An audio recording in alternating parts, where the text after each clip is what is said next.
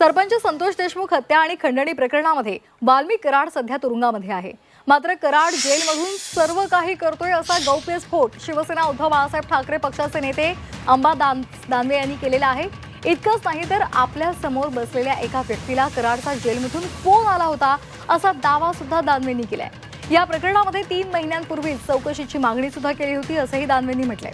दानवेंच्या या दाव्यामुळे वाल्मिक कराडला जेलमध्ये फोन कुणी दिला, कराडला कुणी मदत करतंय का, या संदर्भातले सवाल आता उपस्थित केले जात आहेत। आणि वाल्मिक कराड कोणाचा पाठीराखा आहे सगळ्या महाराष्ट्राला माहिती आहे, फक्त परळीला किंवा बीडला नाही। आजही वाल्मिक कराड जेलमधून वेगवेगळ्या गोष्टी करत असतो। एकदा तर माझ्या समोर एक माणूस बसलेला होता, त्याला फोन आला वाल्मिक कराडचा। मला आश्चर्य वाटलं।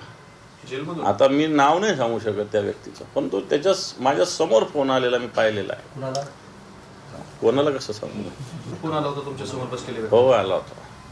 हा गंभीर प्रकार, याच्यावर काही तक्रार चालूच आहे, हे चालतच आहे, हे चालतच आहे।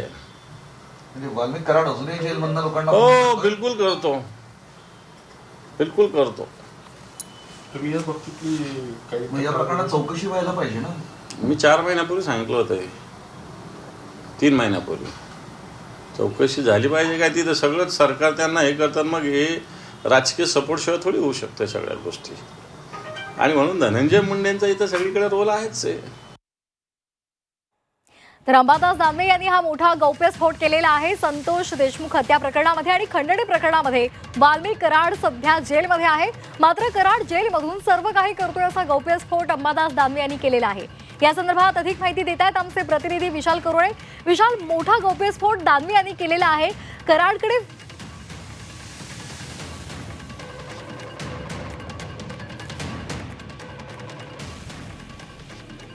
तर अंबादास दानवे यांनी हा गौप्यस्फोट केलेला आहे। या संदर्भात अधिक माहिती घेणार आहोत आमचे प्रतिनिधी विशाल करोळे यांच्याकडून। विशाल, काय अधिकचे अपडेट्स आहेत? याबाबत अंबादास दानवे यांनी हा गौप्यस्फोट केला आहे। त्यांच्या म्हणण्यानुसार वाल्मिक कराड अजूनही जेलमधनं ऑपरेटिव्ह आहे। तो तिथून कारवाई करतो, लोकांना फोन सुद्धा करतो आणि महत्वाचं म्हणजे माझ्या समोर एकाला वाल्मिक कराड याचा फोन आला होता असा गौप्यस्फोट त्यांनी केला। कोणाला फोन आला होता मी सांगू शकत नाही, मात्र 3 महिन्याआधी मी अशा पद्धतीने आरोप केला होता, वाल्मिक कराड जेलमध्ये फोन वापरतोय अशा पद्धतीचा मी आरोप केला होता। त्यावेळेसही त्या प्रकरणाची चौकशी झाली नाही।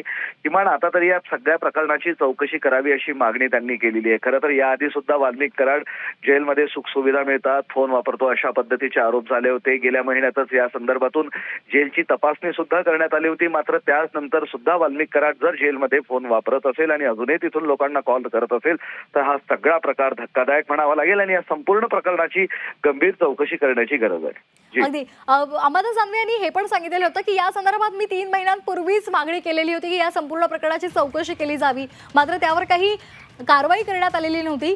काय या संदर्भातले डिटेल्स तुमच्याकडे आहेत?